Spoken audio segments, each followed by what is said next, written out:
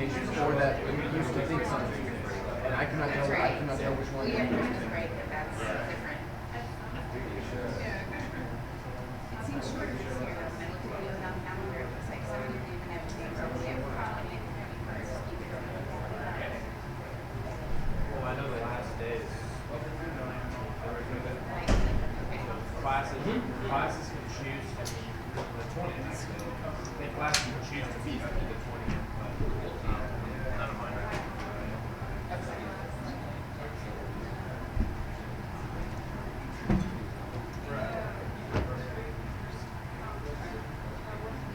Am I on the screen? Okay. Well, welcome back to Ratio Christi. It is week 8 of this semester, which means we're about halfway through, if you can believe it. So next week's fall break, we got Monday off and Tuesday off. Well, we're back to classes on Wednesday, so we'll still have Ratio Christi week 9 next week, so we'll see you there. But tonight, we're going to be continuing soon in our series, Who is Jesus? And we're going to be examining, did the New Testament authors tell the truth and how do we know? And we'll continue that from last week. If you remember, we had 2 points of discussion last week, and we're going to continue on to the next 2 this week. I don't know if some of you noticed the video we put on, I think, Facebook and Twitter. It's kind of an introduction to this topic, but the speaker in that video, his name was Frank Turek. And as a fun point of fact, Frank Turek will actually be coming to UNL in February as part of an event put on by Ratio Christi in partnership with Crew. So we look forward to seeing you there. I just thought I'd point that out since he was in the introductory video we posted for this week. Some of the normal announcements, it looks like most of you have found the food, but if not, it's over on that table. There's hummus and vegetables and cookies and all kinds of things over there. If you want to know more about what we do and keep up to date with what's going on and when that Frank Turek event's going to be exactly and what time and all that good stuff, that's usually in a weekly email that is sent out by our own Wesley Farewell. And so if you want to get on that, talk to me, talk to Adam, talk to Wesley, or sign up on one of those cards back there. You can get on that email and you know what we're doing, or follow us on social media. There's Facebook, Twitter, and Instagram, I believe. So let's see, in about a month, on November 11th, I believe, it's the second Monday in November, we'll have our final RC monthly lecture series talk that happens in Brace Hall up on UNL's campus. And that one will be kind of a summary of everything that we've studied this semester. So show up for that, tell your friends about it, come engage the discussion there with anybody that might come. So keep that on your calendars. That's about a month away. So as a consequence of next week being fall break, there will be no tabling on Tuesdays, but we will still have our normal tabling with Wesley in the Union 11 to 1 if you want to show up and talk with him, talk with people who walk by, have discussions about Christianity, philosophy, worldview, apologetics. We'd be happy to have you there. So I think without further ado, that's most of the announcements we have for today. So I will hand it over again to our chapter director, Adam Johnson, who will continue our Who is Jesus series. While you got your phones out, go ahead and get on Facebook and mark that you're here. That's very helpful for us, is trying to get the word out about our organization. And utilize Facebook to help folks know about us. One of our passions is to be here on campus to help people, but we can only help them if they know that we exist. And you can play a large role in that, in just helping us get the word out. So help us to make some of our stuff go viral online, especially there on our Facebook page. I always like to give a shout out to University Church. That's actually where we're at right now. This is a church. I'm so glad that they had a passion to be here downtown.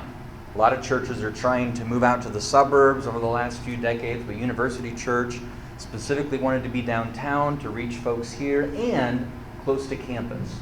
So if you're looking for a church, maybe I would recommend trying out University Church. It meets right here, 11 o'clock on Sunday mornings, and they're specifically they're looking to reach and help and serve college students. So good church for us to partner with, Ratio Christi to partner with.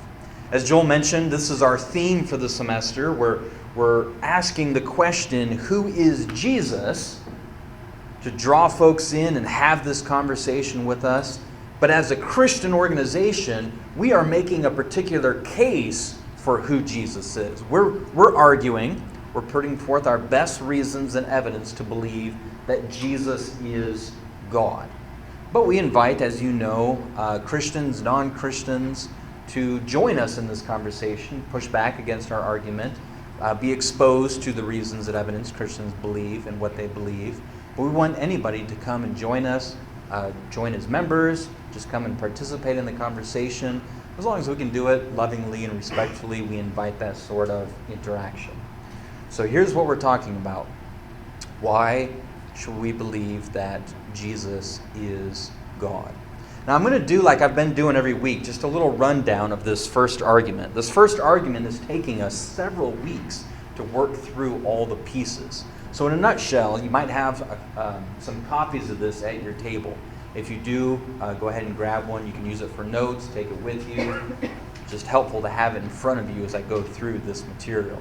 But the first thing we covered was the question, did Jesus even exist?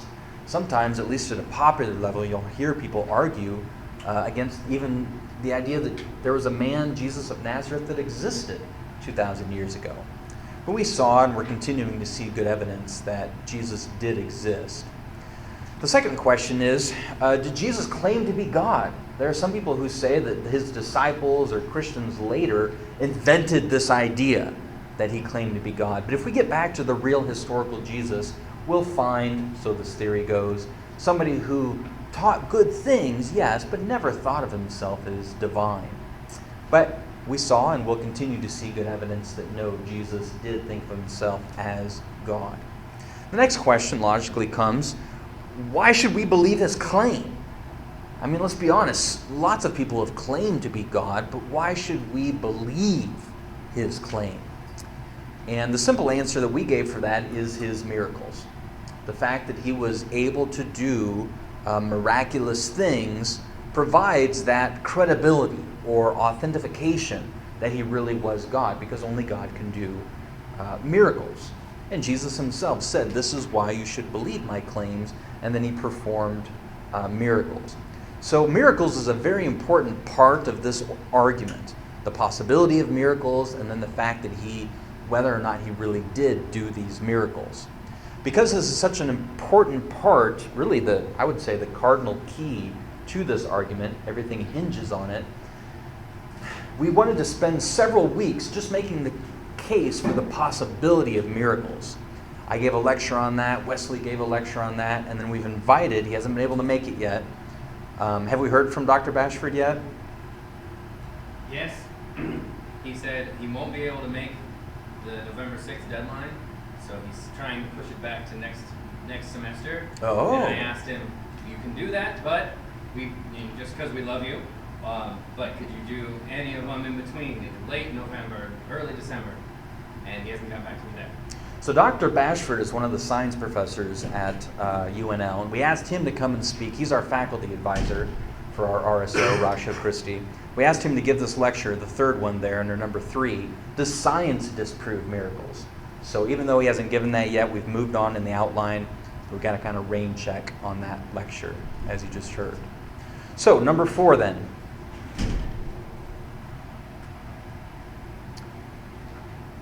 We mostly know about Jesus' claim to be God and his miracles from the New Testament. Not exclusively so, as we'll see tonight actually, but we mostly know about these things from the New Testament. So that causes us to ask the 5th question up here as we follow through this argument.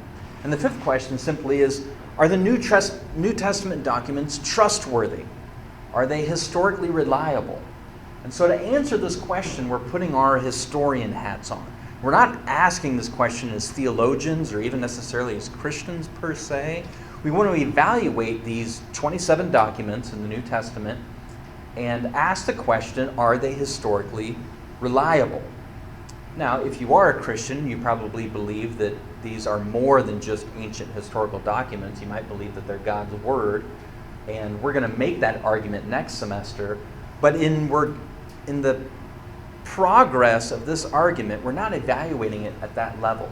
We're merely evaluating it as ancient historical documents, okay?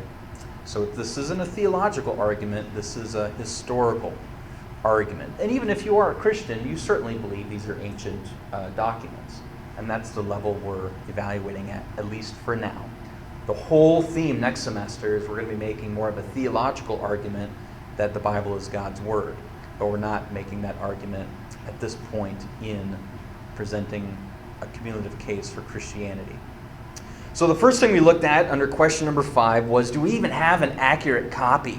We don't have the original New Testament anymore. All we have are copies. But can we, through the copies, recreate the original? And if you remember, if you were here that night, we ended that evening with a quote from a famous New Testament scholar at Princeton, Bruce Metzger, who said, according to his professional judgment, we can recreate the original New Testament based on all these copies, that there are differences and mistakes among them, but we can recreate the original with a very high degree of accuracy. In fact, Metzger famously said a 99.5% degree of accuracy. Pretty impressive for an ancient document. The next portion of number 5 then is to ask, why do we believe that they were telling the truth? Because we might have an accurate copy of a bunch of lies. And so what we've been doing now, we're in the midst of presenting 6 reasons why we as Christians, we as Ratio Christi at least, believe that the New Testament authors were telling the truth when they recorded these things, and specifically Jesus' miracles, because that's the hinge that this argument rests upon. We believe his claim to be God because he was able to do things that only God can do, miracles. As we said, these are the type of things that historians look at or look for when they're trying to determine if an ancient document's telling the truth. And it's also, interestingly enough, it's things that detectives, lawyers, and judges look for when they evaluate witnesses. So you think of maybe like a crime scene, maybe a murder took place, and the detective is trying to figure out who done it, right? Who committed the murder. And they might have people who claim to be eyewitnesses, and so they'll evaluate them, because not all people are telling the truth, of course. They have to evaluate them carefully to see if they can tell if they're telling the truth about what they saw or if they're lying. So these sort of things are what lawyers, judges, and attorneys, detectives are looking for. It has caused then not only historians to be very interested and to write books about this particular subject, the historical reliability of the New Testament, but also people from the legal field. The last few weeks I've been bringing, every night, I've been bringing a few resources and people, names who are fairly well known in this field, okay? And here's the one I wanted to tell you about tonight. You might have heard of this guy before. His name is Lee Strobel. And as you can see, he got his master's degree in law at Yale. He was he was a journalist at the Chicago Tribune, very renowned journalist, for 14 years. He was an atheist, by the way, at this time. But he set out on an investigation using his law degree, using his skills as a journalist, to evaluate the New Testament authors to see if he could tell if they were lying or telling the truth.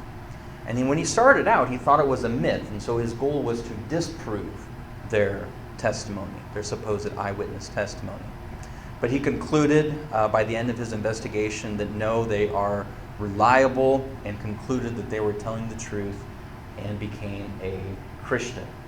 Since then, he's written several books, and there's been a lot of videos. There was even a Hollywood movie made about his life a couple years ago, which I highly recommend. It's a great movie. He's not in it. It's a movie about his life, but very well done, even for a Christian movie. The acting and the art is fairly well done, and I recommend it. So his most famous book, the book that came out as a result of his 2-year investigation, is called The Case for Christ.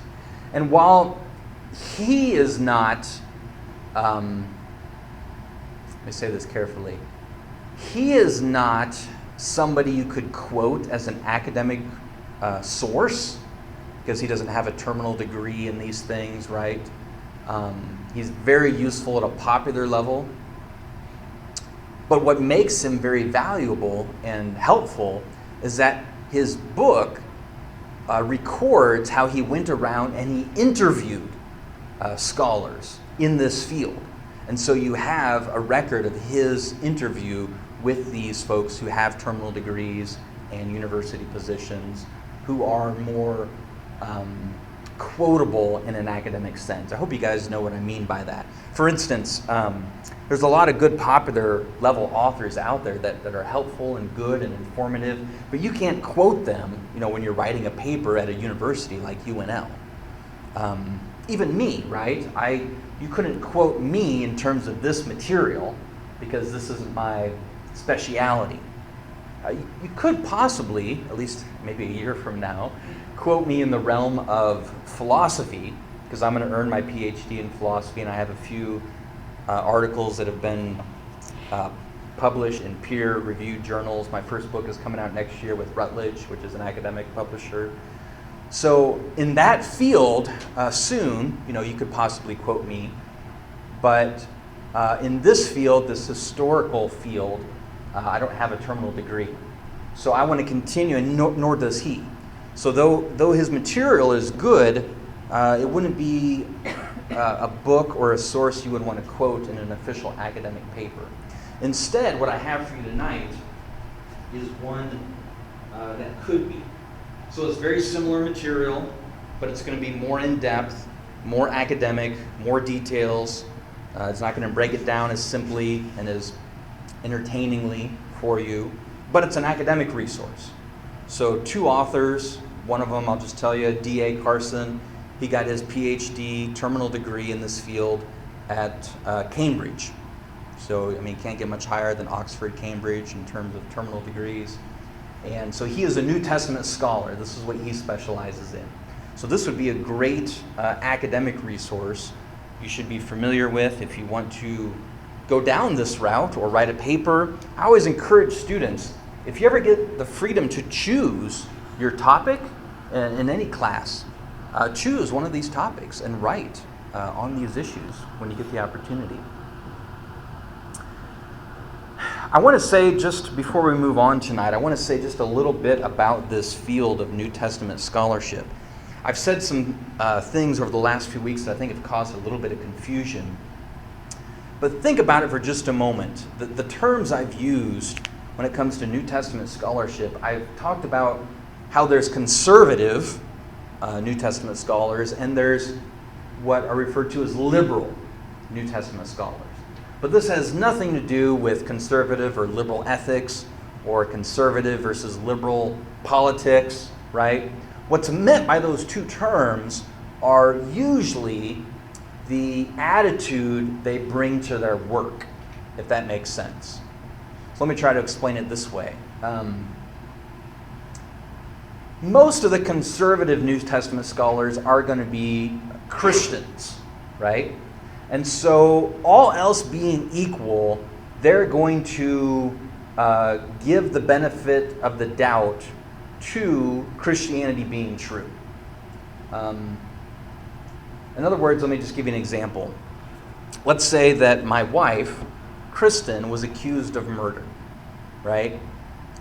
Now, being her husband, I would have a conservative, if you will, view of whether she really committed this murder or not. It would take a lot of evidence to convince me that she really was the murderer, because my default position would be that she's not, because I've known her for so long and I just couldn't imagine, her committing murder. But let's say there's somebody else who is more her enemy. I don't know, invent somebody, call him Larry, and Larry, for whatever reason, just doesn't like my wife. He's always disagreed with her about things. He would be more prone, all else being equal, to think that she is the murderer, right? So you could say that Larry would be more liberal. All else being equal, he's going to swing to the side of disbelieving her innocence. Does that make sense? Now you might think to yourself, well, why don't we just get somebody who's objective? Why don't we just get somebody who has no biases and can be completely neutral in this? And I would say to you, well, good luck. Good luck finding that perfect, objective, neutral party. I've come to the point where I've concluded that that person just doesn't exist. Even in the realm of science, the idea of pure objectivity, mean, you tell me that a scientist who wants to get published and has a hypothesis and is trying to prove his case is not biased towards proving it. You've got to be kidding me. We all have biases. This idea of pure objectivity, pure neutral, no biases, is one of those myths of the modern era, akin to trying to reach for absolute certainty. So what you have are, liberal scholars, many of them who are, let's say, atheists, who are not prone to accept supernatural things. And so they have that bias. And then you have more conservative scholars, and they're more prone, because they believe, let's say, that God does exist, they're more open to the possibility of miracles. And so that's the type of scholarship. And when you read, you have to ask yourself, well, what biases are they bringing to the table? And so what I'm giving you tonight, at least in that book, is an example of a conservative scholar. And you should be aware of both. I'll give you just one example from last week. So we had a question come up about 2 Peter and the authorship of 2 Peter. And the vast majority of liberal scholars would argue that 2 Peter really wasn't written by Peter, whereas conservative scholars will try to make a case for Peter being the author. So in that book, written by a conservative New Testament scholar, very good credentials, PhD from Cambridge, he will lay out in 5 or 6 pages, you can look it up if you'd like, 5 or 6 pages, where he lays out the evidence that liberal scholars have provided or presented against the authorship of 2 Peter, and then he responds to those and quotes conservative scholars pushing back against that argument. So whenever you're writing a paper or thinking through these things, you want to look at both sides and not just accept one or the other, but look at their arguments. Right? This isn't an appeal to authority. At the end of the day, we're evaluating the arguments that they're presenting. Okay, well, let's move on. Like I said, these are the 6 reasons we're presenting to believe that the New Testament authors were telling the truth. And we've worked our way now to reason number 3. We're going to do number 3 and 4 tonight. And 3 is very compelling to me. 3 is simply the fact that their stories, the things that they wrote in the New Testament, are confirmed or corroborated by others. As we said, the New Testament is actually made up of 27 books or letters written by 9 different authors. And so we have, just from the New Testament, 9 independent eyewitness sources. And now we're asking and showing how their story, the 9, their story has been corroborated by others. First with archaeology, and then by other ancient writers, historians. So, give you an example, just a few ways to set up this archaeology. There was a time where people questioned whether Pontius Pilate was even a real person. Some claimed that Pontius Pilate was just an invention that would fit well into the myth that is the story of the New Testament. However, that idea that Pontius Pilate was just an invented person was completely put to rest in 1961 when archaeologists discovered what's known as the Pilate Stone. And all scholars who have evaluated this agree that this stone does say Pontius Pilate on it. And even mentions, I think, the region that he governed, if I remember right. So now virtually everybody agrees that Pontius Pilate was a real-life person. Yeah, it says Pontius Pilate, prefect of Judea, on the stone. Another example how archaeology has confirmed the story of the New Testament.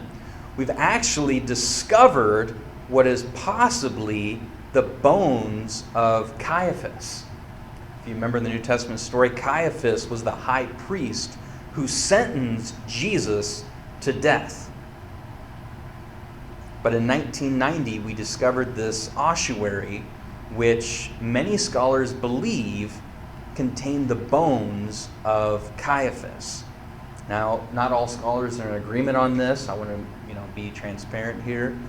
but there's good evidence pointing to Caiaphas as a real historical person as well. Some have even questioned, not so much today, but in the past, some people have dismissed the New Testament completely because they claimed that there wasn't crucifixion taking place in Jerusalem in the first century.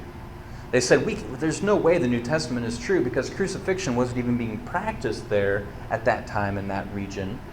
And that theory, that myth theory, was completely shot down in 1968 when crucifixion bones were discovered in Jerusalem. Now, this is all they discovered was this ankle to the right, and the one on the left is an artist's remaking of the entire ankle and foot, so you can see what it looked like originally. But it's been confirmed by archaeologists that no, this is from a crucifixion that took place in Jerusalem in the first century. So what this tells us, at least from archaeology, is that crucifixion was happening at that time in Jerusalem. So it's fascinating. If this is stuff that you really enjoy, I would encourage you to find some books. I can give you some resources if you want to continue going down this path of looking at the archaeological evidence that confirms the New Testament. But I'll give you this quote just to kind of sum things up. This is from U.S. News and World Report. It wrote, "In extraordinary ways, modern archaeology has affirmed the historical core of the Old and New Testaments, corroborating key points of the stories of Israel's patriarchs, the Exodus, the Davidic monarchy, and the life and times of Jesus." So the next thing I want to do is look at ancient writers, and specifically ancient historians. Now, these are non-Christian, then, authors from the ancient world. We've got the 9 sources from the New Testament. Those are really the ones that we're evaluating. And so we're looking at these extra-biblical sources, these non-Christian sources, to see if they corroborate what the New Testament authors said. Okay? So let's look at a few examples of that. The first one I want to draw your attention to is a guy by the name of Tacitus. Tacitus lived in the first century, died 117 AD. He was a Roman senator and a historian, not a Christian.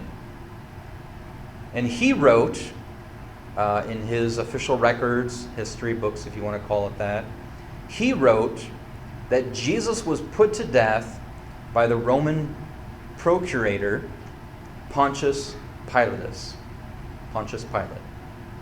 And this happened during the reign of Tiberius. So this is what Tacitus recorded. And we know from history that Tiberius reigned from 14 to 37 AD. So this puts the crucifixion right in the same time period according to the New Testament authors, who, as best as we can tell, are saying that the cross happened in the early 30s. Okay? The next one I want to draw your attention to is Josephus. Josephus, also from the first century. He was a historian for the Emperor Domitian. Not a Christian. Now I will, full transparency, most of these ancient documents, just like the New Testament, there's several copies of, and we have to look at the various copies to try to recreate the original. That's just how all ancient documents work. And there are some copies that we have of Josephus where a Christian copier added more details about the scenario. Does that make sense? So it's imagine, if you will, a Christian. We do the same things today. We'll write notes maybe in the side of a book if we're reading it or copying it. We'll add our own thoughts to it. So if some versions of Josephus's work that were copied by a Christian, they'll have added some details, adding more information to the account. But just like textual critics of the New Testament, textual critics of Josephus's work worked very hard to try to recreate the original. And so what I'm quoting you from is what historians agree was in the original Josephus. None of this extra stuff that was added by a Christian copier. We do have some copies of Josephus that don't have that additional material added.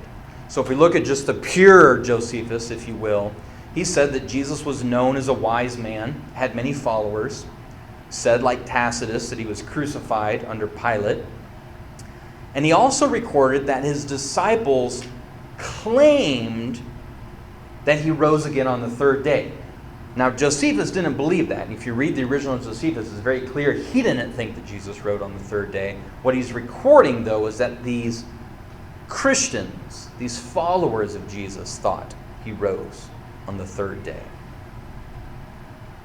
And so if you want to continue down this path, we're not going to look at all of these ancient sources, but I wanted you just to be aware of all of them. There's at least 10. There may be more, but I'm at least familiar with 10 of these ancient non-Christian sources. Some of them we've talked about already: Josephus, Tacitus. There's a few others which I won't dare try to pronounce. Historians, government officials, and then some other sources. Now again, these aren't Christians, right? So they don't have that bias per se towards Christianity. They're just recording for historical purposes what happened, or what other people believe happened. It's fairly incredible to have these ancient sources, because 2,000 years ago, the longer you are from the time of the events, the less and less material you have to work with. That just makes sense, right, from the ancient world. So the fact that we have 10 of these ancient non-Christian sources is fairly remarkable. In other words, compare it to this. You all know who Tiberius Caesar is, right? One of the most famous individuals from history, Tiberius Caesar. He was the emperor of Rome during the time of Jesus. And we only have 9 non-Christian ancient sources that mention Tiberius Caesar. So think about that for a moment. We only have 9 ancient non-Christian sources that mention Tiberius Caesar. So there's a sense in which Jesus is more well attested than Caesar. Well, folks have done the work, the New Testament scholars, and I'm really thankful for and lean upon their scholarship, their work, since this isn't my field. I, as many others, lean, on their scholarly work. They have compiled everything that we can know about Jesus and the early Christians just from these non-Christian sources. Okay, so you understand what we're doing now? If, let's say, we didn't have the New Testament at all, we didn't have these 9 supposed eyewitness sources in the New Testament, all we had were these 10 non-Christian sources.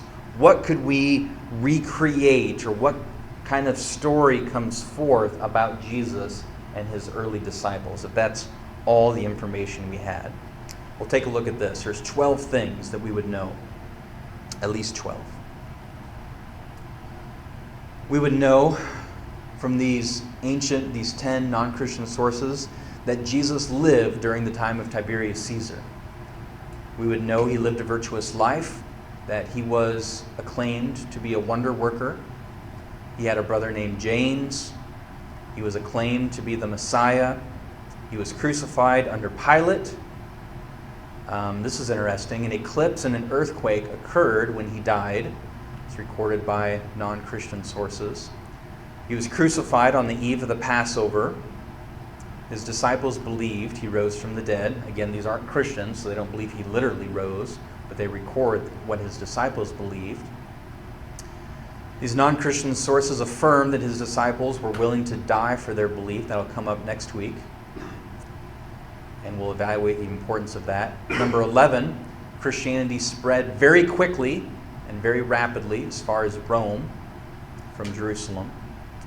And his disciples denied the Roman gods and worshipped Jesus as God. So that's pretty incredible. I mean, that's basically what the New Testament says. In terms of corroboration, lawyers, detectives, judges, people like Lee Strobel, this really impresses them that these so-called 9 eyewitnesses have folks who corroborate their story. Those that would be unbiased, so to speak, because they're not Christians. So let me turn over to you guys. I've talked for quite a while now, but at Ratio Christi, what we like to do is give you guys a few minutes every so often and talk about these issues and discuss at your table. So here's a question I'll have you guys discuss. I'll give you a few minutes. If the New Testament author's claims are confirmed by others who weren't Christians, how much does this increase the likelihood they were telling the truth? Let's say you're kind of in the middle, you're not sure whether to believe the New Testament authors or not, and if you evaluated the situation much more than just the last 20 minutes that I just rapid fired or just gave you all these facts, if you evaluated this information and came to believe, based on all the scholarly work, that their story was corroborated by these 10 non-Christian sources, how much would that move you, or at all, down the continuum of being convinced they were telling the truth? In other words, how valuable in our being able to know the truthfulness of their account, how valuable is this to the case? So I'll give you guys a few minutes to chat about that.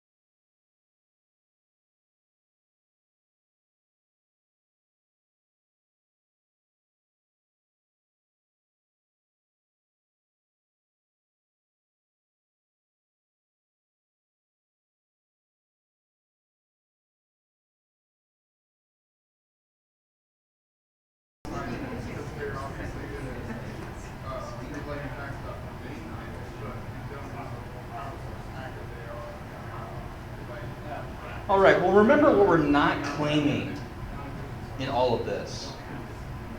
Remember what we're not claiming. We're not claiming that we can prove these things with absolute certainty, right? There's no silver bullet that is going to, there's no archaeological discovery, there's no ancient, document or source that's going to prove Jesus did these miracles with absolute certainty. But just recognize lawyers, judges, detectives, historians, none of them are looking to establish their case with absolute certainty. That level of certainty is just impossible for us as finite creatures. So all that historians, detectives, lawyers, judges do is provide the best evidence they can to make their case. So even in a court of law, there's no standard of absolute certainty by any means. That's never a standard in any court of law. Beyond reasonable doubt is a common standard in a court of law. All right, let's move on to number 4. And this is a fact that they record embarrassing details. Now that might sound a little bit odd to you at first. You might think, well, why would this make their testimony more likely true? Let me ask you a question to help set this up. Have you ever told a lie? Raise your hand if you've ever told a lie before. If you're not raising your hand, then you are telling a lie right now, right? We all have lied. Now let me ask you this.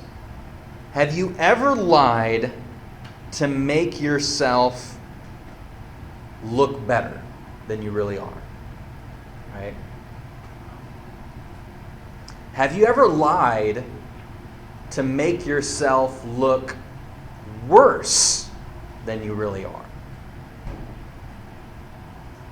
We might do that sometimes, self-deprecating humor. I'm a huge fan of like Jim Gaffigan, Brian Regan, those type of comedians. And they're probably telling lies, as to be humorous. But most of the time when we lie, we're doing so to make ourselves look better, to get out of trouble. We usually don't lie to get into trouble, unless it's a very odd situation, right? Usually our lies is to make people think more highly of us. Whether we're lying about our height or our weight or our age, whatever it is, our lies are usually to make us look better. Now, detectives, lawyers, judges, historians know this, and so when they evaluate a supposed eyewitness's testimony, and it includes a bunch of material that makes them look bad, all else being equal, the detective, lawyer, judge, historian is more likely to believe their testimony is true because they just understand human nature and purpose of lying.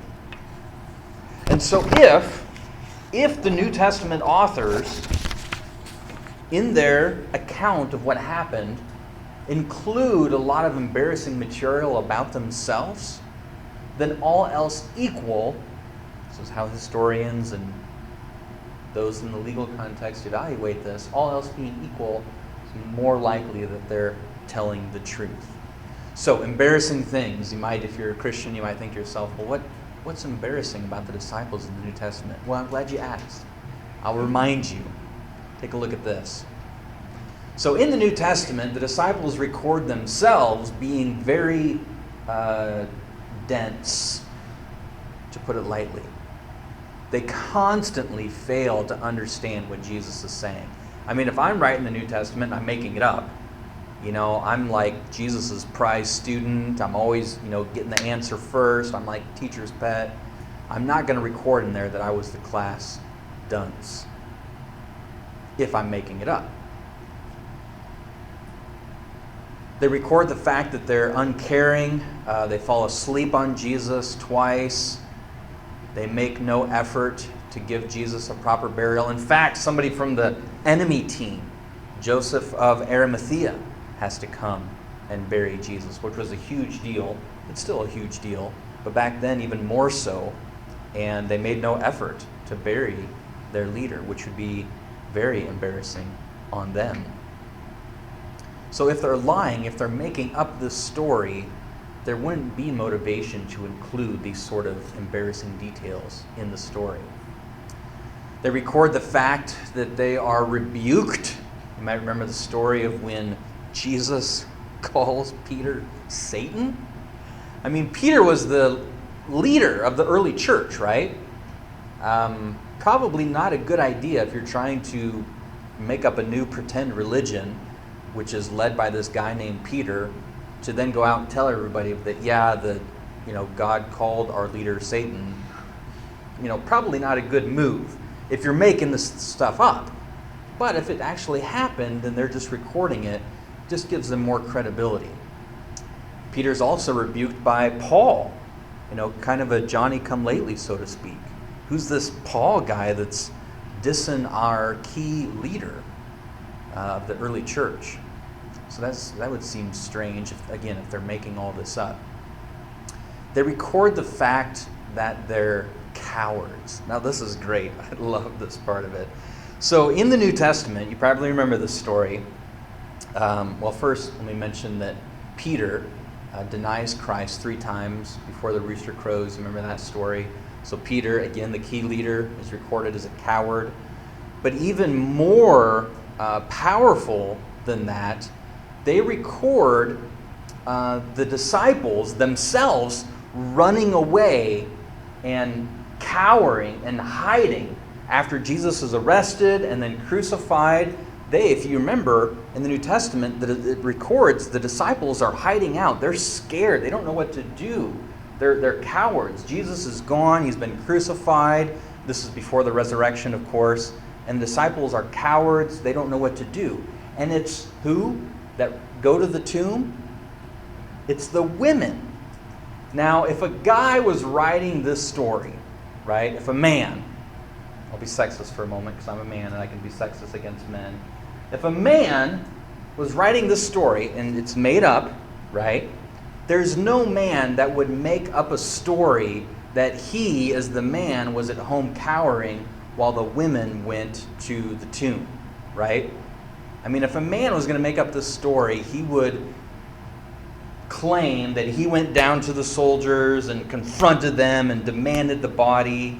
And, after they arm wrestled the soldiers and won, then they went back and they cowered all the women who were crying back at home. If a man was going to make up the story, that's what he would say. So the fact that they record themselves as the cowards and the women as the brave ones is quite embarrassing, which helps their case for the historicity of the story. They record themselves as doubting. Again, think about this. If you're making up a religion and you're trying to convince people to make up this stuff that is a lie, why would you tell everybody that at first none of you believed either? Why would you record yourselves as a bunch of doubters? But that's exactly how the story goes. Despite being told that Jesus was going to rise from the dead, they were doubtful of the resurrection when it did happen.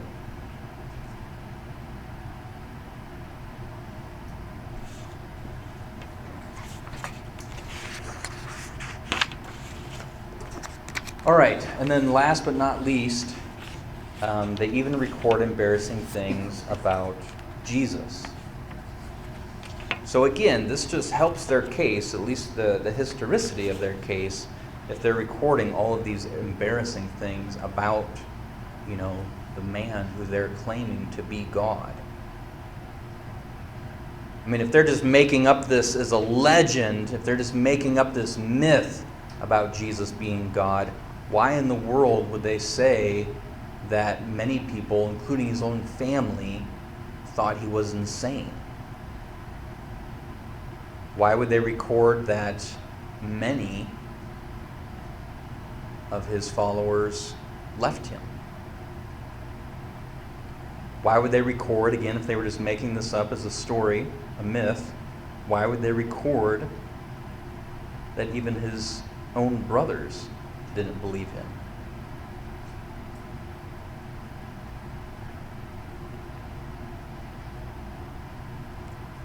It's recorded that many people thought Jesus was a deceiver. The religious leaders despised him so much that they wanted to stone him. They recorded that a lot of people thought he was a madman and a drunkard and demon-possessed. And why would you include all these things if you're trying to promote him? The fact that he supposedly had a prostitute around him, often even washing his feet with her hair, was very scandalous. If you're trying to promote this person as a great moral example, teacher, God in the flesh, and you're making the story up, it would seem odd to include those sort of things. And the fact that he was hung on a tree, which for that culture, that Jewish culture in the first century, was a huge curse to be hung on a tree like that. And so if you're trying to promote this guy as God and you're making this up, it wouldn't seem very likely that you would put him under God's curse. Does that make sense? So similar to the previous point, let's have another discussion at your table about this issue.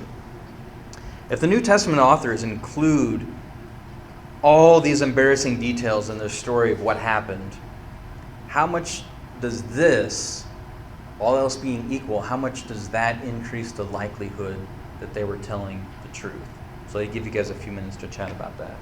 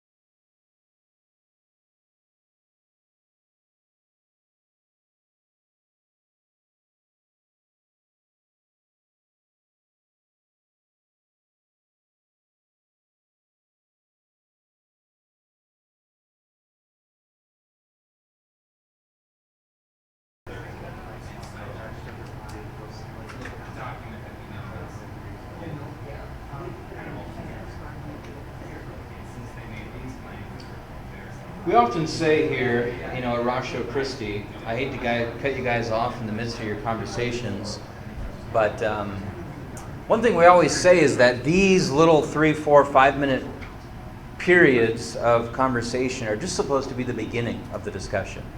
So we'll wrap it up here in a few minutes, and you guys are free to hang out here or get coffee in a couple days and chat about this material. So I feel bad cutting you off, but just know that these are supposed to be just the beginning of the conversations, right? And they should continue. I thought I'd wrap it up a little bit by talking about cults. I'm very fascinated by cults. I always have been. I was your guys' age or even a little bit younger when David Koresh and the Branch Davidians, that whole debacle happened in Waco, Texas in the 90s. I'm going to start working on a book about cults. So I've already read a lot about cults. And one thing, if we would assume from the get-go that these cults are false, and usually they are focused on a particular charismatic leader, right? Not all of them, but a lot of them are founded or led by a key leader, personality, strong personality. And one thing that I've noticed in studying and doing some research about cults is that there is so much work done within the cult and in the communication to those outside the cult, trying to elevate that leader, right? You know what I'm saying?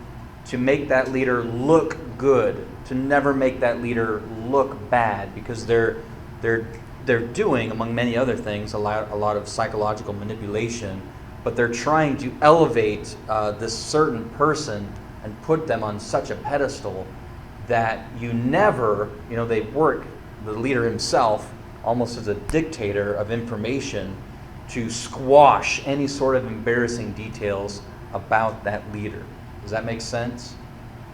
And so I see when I research this and I see this in cults happen again and again and again, this control of information and always making the leader look good. When I've studied the New Testament and read the New Testament, to me it comes across drastically different, starkly different to that scenario. The other thing I wanted to mention as we close here is that it's always easy to come up with conspiracy theories, right? It's always easy to throw out possibilities. Well, could this have happened? Could that have happened? Could Judas have died on the cross instead of Jesus and they were just confused? All sorts of possible theories, and we'll talk about some of those other theories. It's very easy to throw out possibilities and various theories, conspiracy theories. But the question I always ask is, what evidence do you have for your theory? It's easy to throw out a theory, but you can gently and just, lovingly, I think respectfully say, what first century eyewitness testimony do you have to back up your theory? I get into this conversation a lot with Muslims, gentle conversations that I'm having with a Muslim. In particular, I remember one very great conversation. He was my driver in Charlotte, taking me from one location to the next, a taxi driver, and was Muslim. We had a great conversation about our differences and religious beliefs. And I just said, by the time we got to the end of the conversation, Muslims believe that Jesus was just a prophet. They don't believe he was actually God in the flesh, right? They don't think he ever claimed to be God even. So I said, look, we're both finite creatures. We're both, going on, limited information. We've got to make a decision. But compare what we have. I've got first century eyewitness testimony for my claims that Jesus thought of himself as God and did miracles. And what you have on your side, you have somebody 600 years later who supposedly had an angel tell him in a cave these things about Jesus. So just from a pure historical perspective, historical evidence, I've got, all this that we went through, plus everything we're going through this semester. I've got this first century eyewitness testimony, and all you have to go on is a guy in a cave who supposedly heard from an angel who said that Jesus wasn't God. So if you just want to compare the historical evidence, yeah, I know you have a theory, and it is a possibility, right? Certainly it's a possibility, but let's compare evidence for the two theories and see which one is more substantial. Well, here's different ways, as Joel mentioned, you can get involved with Ratio Christi. I'll just leave that up on the board. You guys can scan through that. But if you'd like to join as a member, we're always looking for more students to become official members of Ratio Christi. This will really be helpful for when we apply for funding from UNL and other things. So if you're a student at UNL and you want to become an official member, and don't have to be a Christian to be a member, talk to Joel, and you can sign up to be an official member of Ratio Christi. We like to close with spending a little bit of time in Q&A. So does anybody have any questions, or is there any questions from folks watching online tonight?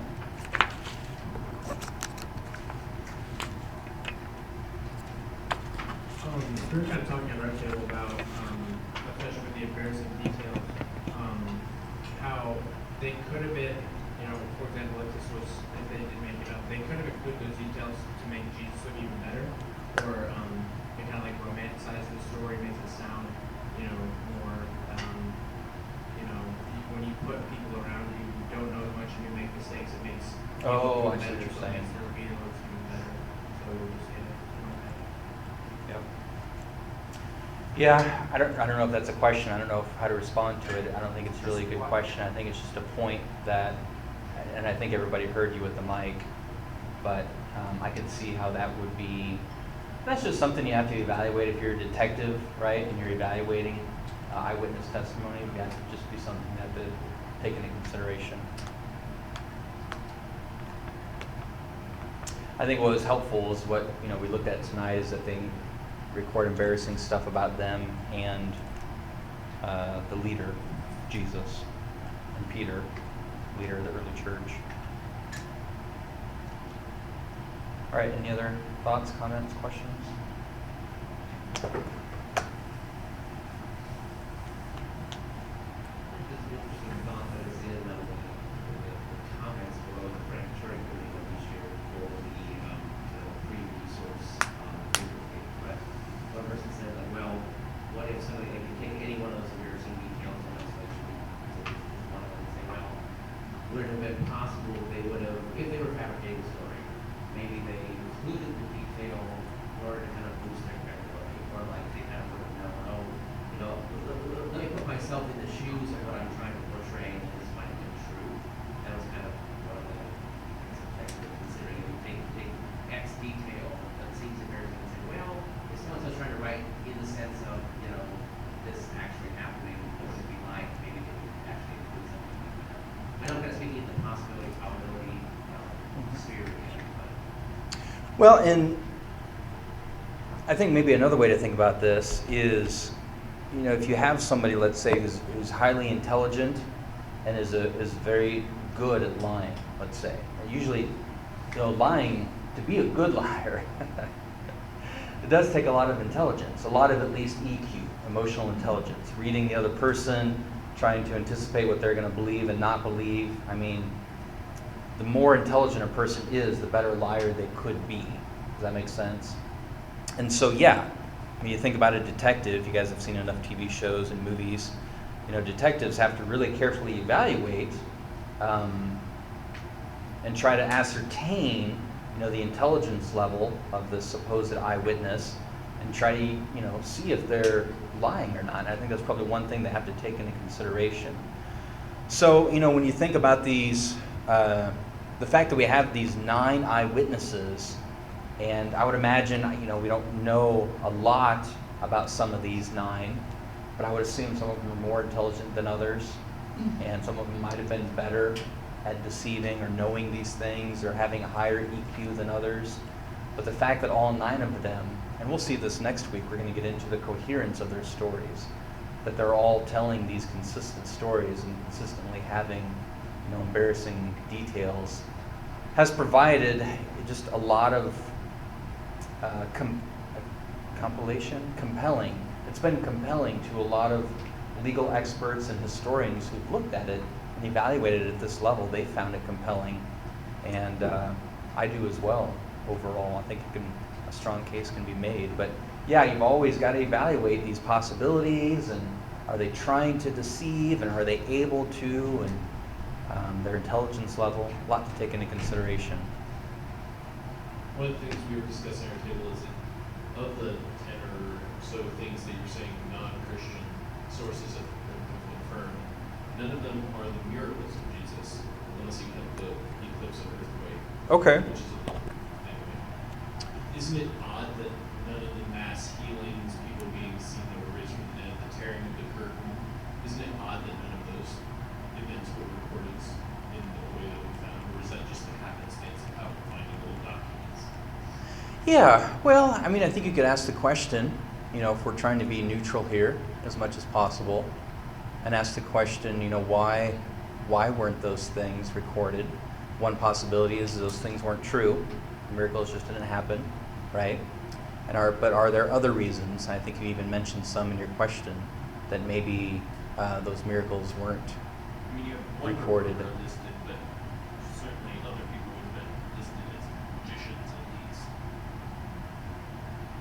Yeah, and if these folks weren't eyewitnesses, but were just recording, as many historians do, that, these folks claimed that wonders were done or miracles were done, and I would honestly have to dig, remind myself, I have to look it up, who that quote was from, number 3, and exactly what they said. But yeah, you did mention the earthquake, the eclipse, which we would possibly classify as the miraculous. But the resurrection, the resurrection is mentioned, and that's what we would really say is the key miracle of Christianity, was the resurrection. But a lot of his miracles were healings. So, you've got the folks. It wasn't the type of miracles that Jesus did weren't the type of miracles, let's say, that God did through Moses, right? Which were renowned, if we trust the Old Testament historical narrative, that the miracles God performed through Moses were known by the entire region and other people groups because they were just so majestic, gravitas, parting the Red Sea, all these things, the plagues. And Jesus' miracles weren't as grandiose as that. It was mostly healings and stuff like that. So maybe that would be an explanation. But I do think among these there is some indication that people believed he was doing miraculous works.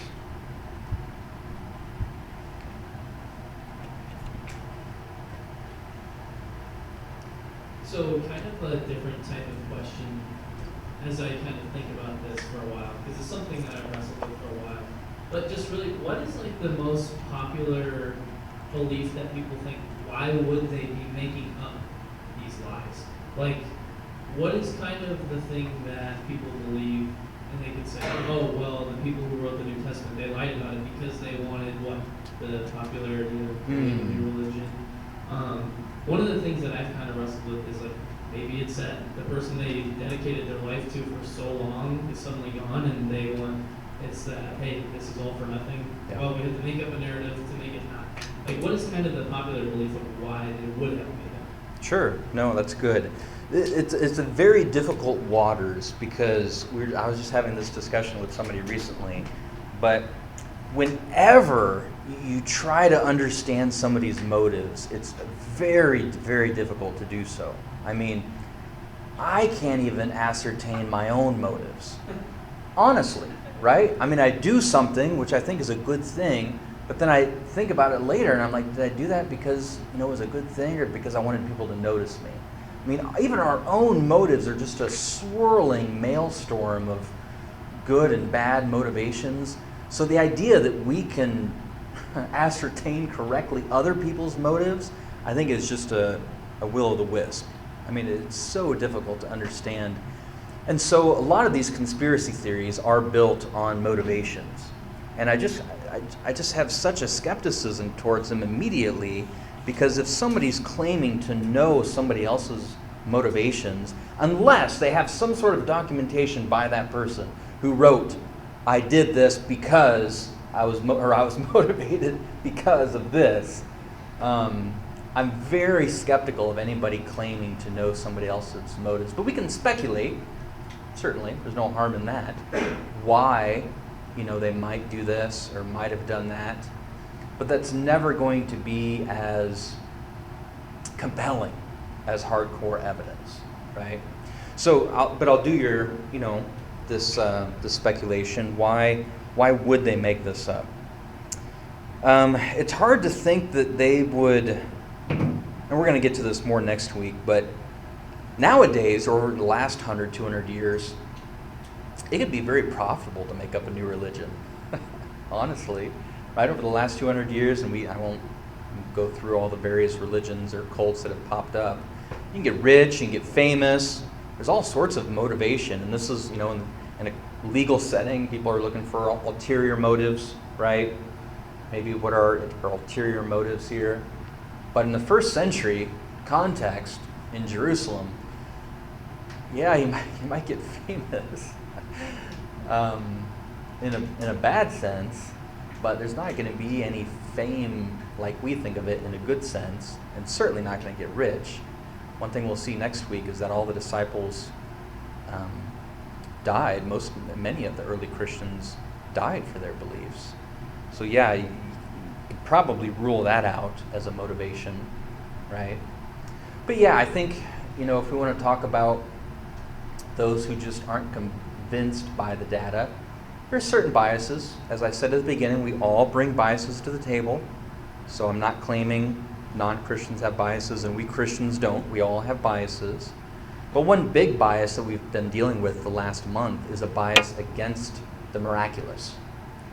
There's just, especially in the modern era, scientific era, if you will, a lot of people have just become convinced that miracles are impossible. And so any idea or any notion that this guy in the first century did these miraculous things, they just dismiss immediately, which is why we spent several weeks making the argument for the mere possibility of miracles before we even looked at actual miracle claims. So, possibilities, motivations of why they made it up. Yeah, we could speculate about that. Questions?